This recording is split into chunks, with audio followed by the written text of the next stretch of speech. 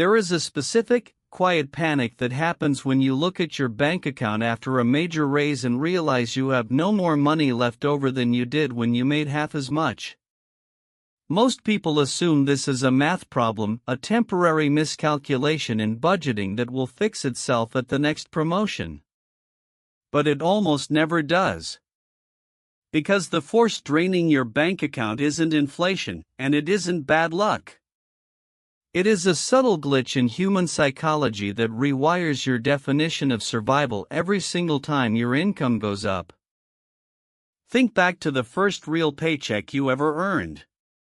To your past self, your current salary would have looked like unimaginable wealth. You probably assumed that at this exact income level, you would be driving your dream car, saving effortlessly, and never stressing over a restaurant bill again. Yet here you are, operating with the same background static of financial tension you had years ago. The numbers have scaled up, but the emotional state remains identical. This happens because the human brain was never built to accumulate static reserves, it was built to adapt to available resources.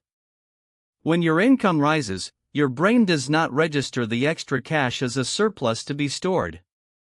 It registers the new baseline as the environment you now operate in.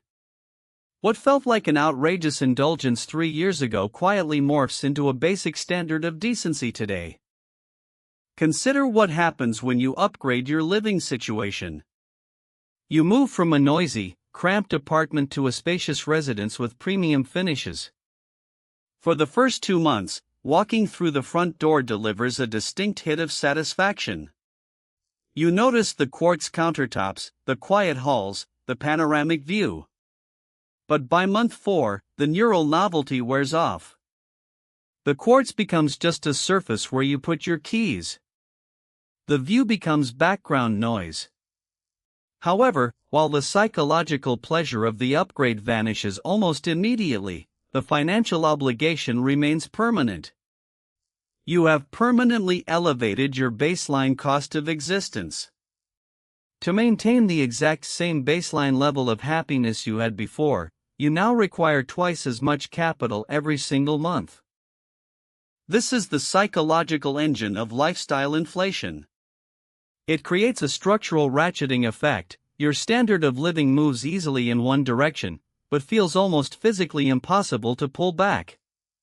Downgrading an apartment, trading in a car, or cutting back on micro-luxuries feels like a devastating loss, while adopting them felt merely like catching up to where you ought to be. The subtle trap here is that high earners rarely feel extravagant. If you examine the bank statement of someone making 6 figures who is still living paycheck to paycheck, you will rarely find outrageous, headline-grabbing purchases. You will not see yachts or diamond watches. Instead, you will see 1,000 frictionless micro-upgrades that feel completely reasonable in isolation. It is the organic grocery delivery, the slightly nicer gym membership, the subscription services you forgot to cancel, the daily coffee that ceased being a treat and became a non-negotiable prerequisite for waking up. Each item individually represents a tiny fraction of your income, making them easy to justify. But collectively, they form an invisible, rigid scaffold that traps your earnings the moment they enter your account. The strange paradox of modern finance is that earning more money often increases your financial fragility rather than decreasing it. A person earning $40,000 a year with low fixed overhead has flexibility. A person earning $200,000 a year whose fixed obligations consume 95% of their net pay is living on a high wire with no safety net. One minor disruption in income unravels the entire structure. We tend to confuse income with wealth, but they are fundamentally opposite forces. Income is the raw material that flows into your life. Wealth is the portion of that material you manage to keep unconsumed. Income buys temporary status and immediate convenience. Wealth buys autonomy, time, and security. When you spend your higher earnings on upgraded lifestyle markers, you are effectively trading long-term autonomy for short-term comfort. You are binding yourself tighter to the necessity of continuous labor. The high-end apartment and the luxury lease are not rewards for your hard work, they are anchors that guarantee you must keep working at the exact same intensity tomorrow. So why do we continually fall into this trap? Because society measures financial success entirely through visible signals. No one can see your brokerage account balance, your emergency fund, or the debt you avoided taking on. They can only see the house you live in, the clothing you wear, and the destinations you visit. We are biologically wired to seek social signaling, so we channel our extra income into the things that broadcast prosperity to others. The tragedy of this dynamic is that everyone around you is playing the exact same game. You upgrade your lifestyle to match the perceived baseline of your peer group, completely unaware that your peers are stretching their own limits to maintain the exact same facade.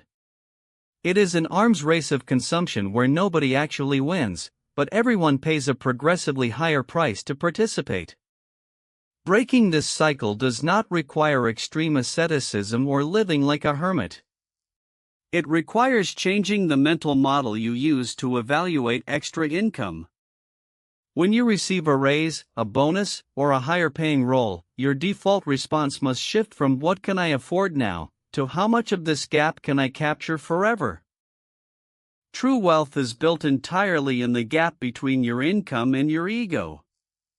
The wider you keep that gap, the less vulnerable you become to external shocks, and the more control you gain over your own time. Earning more money is only half the equation. The real skill, the one that actually changes your life, is the ability to let your income rise while silently keeping your standard of living exactly where it is. When you master that discipline, something profound changes. Money stops being a source of background anxiety and becomes what it was always meant to be, an instrument of freedom. You realize that the greatest luxury money can buy is not a better car or a larger home. It is the ability to walk away from situations that no longer serve you, to take risks, and to sleep peacefully knowing that your baseline is completely secure.